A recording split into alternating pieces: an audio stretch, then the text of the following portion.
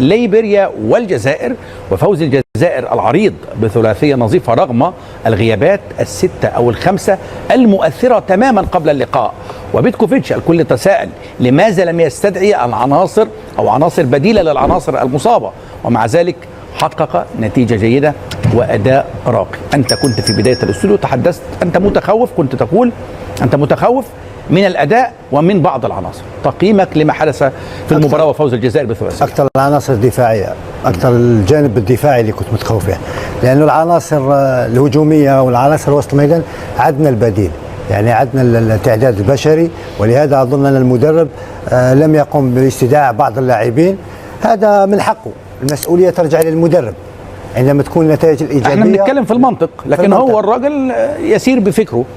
فكره بالنتيجة اليوم نتيجة إيجابية، أداء جيد، انتشار جيد، وتألق جويري 3 أهداف في 4 مباريات، تألق المهاجمين يعني التهديف حاضر، الاستحواذ، مستحوذين على الكرة، على الفرص. صحيح لعبنا أمام منتخب متواضع ممكن فقير فنيا، ولكن ضد الفرق هذه لازم تفوز بالنتيجة والأداء، وفزنا بالنتيجة. صحيح الشوط الثاني كانت أفضل بعد التغييرات.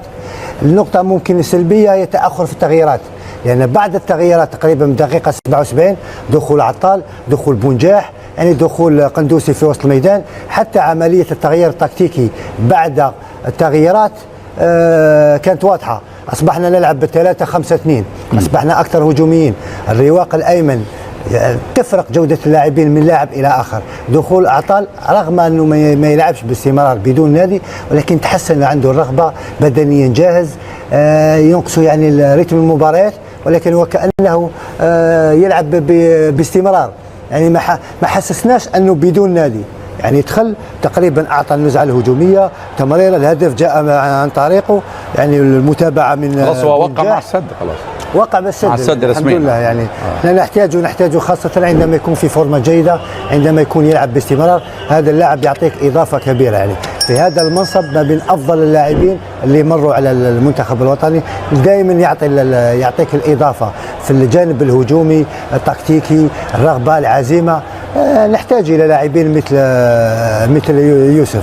صحيح حتى فارسي أدى أول مباراة له في إفريقيا، أدى مباراة محترمة.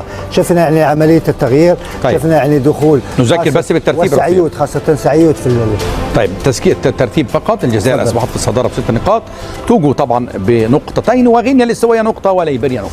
طيب سعيود والتبديلات والانسجام العناصر الجديدة مع المنتخب حاليا، كنت نتمنى فارسي سعيود أكثر، ياخذ فرصة ساعة، تعطي له وقت أكثر، لأن هذا اللاعب من الجانب الهجومي واللمسة والتمريرة الأخيرة كصانع لعب كبلاي ميكر كان يكون أفضل لو دخل نص ساعة قبل المباراة. صحيح تم إدخال قندوسي لأن كنا نعاني في وسط الميدان خاصة في بداية الشوط الثاني. أدخل يعني قندوسي رغم أنه ما عندوش يعني رتم المباريات، ولكن أصبح أفضل ب3 في وسط الميدان. الكثافة العددية أصبحت أفضل، سيطرنا على وسط الميدان. يعني أنت ترى أن قراءته للشوط الثاني، قراءته الشوط الثاني تكتيكيا أفضل من بداية المباراة؟ لا، البداية كانت جيدة، سجلنا هدفين. أنت قلت أفضل لما لعبنا 3 في قراءته على حساب الأداء وعلى حساب المراحل. سير المباراة بيتكوفيتش على مراحل، قسمها إلى أجزاء. مباراة الشوط الأول سجلنا هدفين، كنا أفضل في الجانب الهجومي. لم يعني الجانب الدفاعي كنا نلعب بارتياح. صحيح وجود طوقاي في العمق وأمامه مندي وبن سبعيني كانت أفضل. زيادة عن هذا في المرحلة اللي كنا نعاني فيها في الشوط الثاني، بداية الشوط الثاني خاصة، لأن كنا في وقت من الأوقات أصبحنا 3 لاعبين من ليبيريا على 2، يعني الرسم التكتيكي الليبيريا تغير في الشوط الثاني، اصبحوا يلعبوا ب3 يعني لاعبين وسط الميدان و3 مهاجمين، وهنا وين اصبحت الزياده العدديه لصالح ليبيريا. كل الكرات اللي تخرج في الوسط كانت يفتكها ليبيريا، وكانوا اقرب يعني رغم ان المهاجمين لم يسيطروا على كل الفرص، ولكن رغم هذا تغييرات بيتكوفيتش في الشوط الثاني وتغييراته التكتيكيه كانت افضل.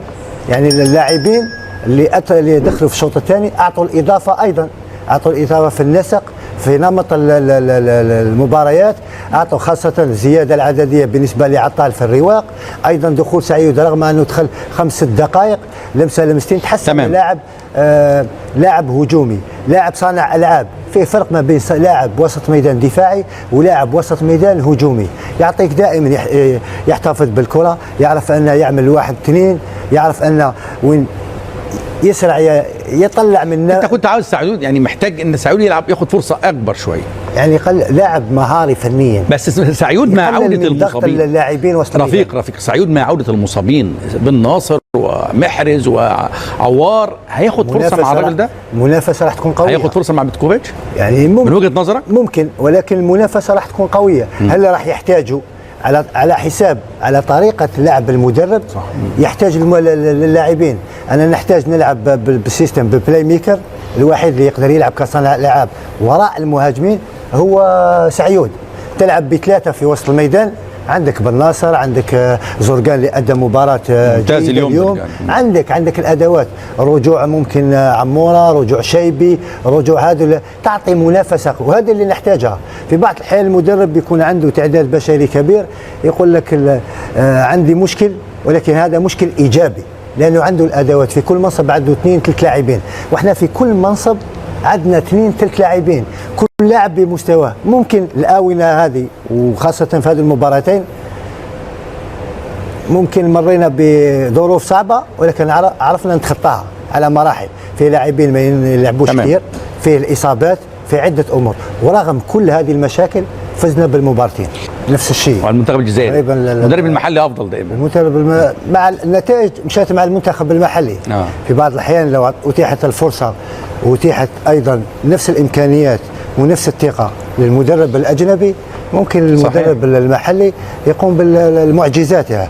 ولكن بدايه حسام حسن بدايه جيده، معنويه، اداء جيد، تهديف، عمليه تسجيل في المباراه الاخيره 3 أهداف و4 أهداف، 7 أهداف في مباراتين. لا ننسى ان الراس الاخضر فريق مميز، تألق في كاس افريقيا الاخيره، في كاس افريقيا الاخيره. بوستوانا ممكن فريق متواضع، وتكلمنا قبل الاستوديو في افريقيا لازم تعرف كيف تكسب.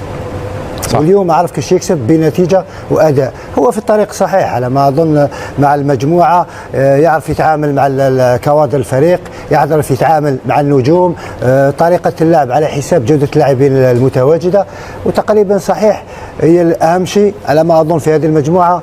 راح تتاهل المنتخب المصري بسهوله، ونتمنى موريتانيا يكون معهم في المرتبه الثانيه.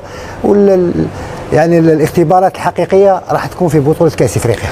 مبروك للجزائر بالفعل، مبروك طبعا لمصر ايضا، ومبروك لمصر، فوز مهم لكلا المنتخبين وتصدر لقمه المجموعه، وبالتوفيق لكل المنتخبات طبعا العربيه بمشيئه الله. في الختام طبعا اشكر ضيوف الاعزاء نجوم التحليل كابتن هيثم فاروق، شكرا جزيلا. شكرا زياد. كابتن رفيق صيفي نشكرك شكرا جزيلا. شكرا لك. مبروك لمصر والجزائر، وبالتوفيق لكل المنتخبات العربيه. مشاهدينا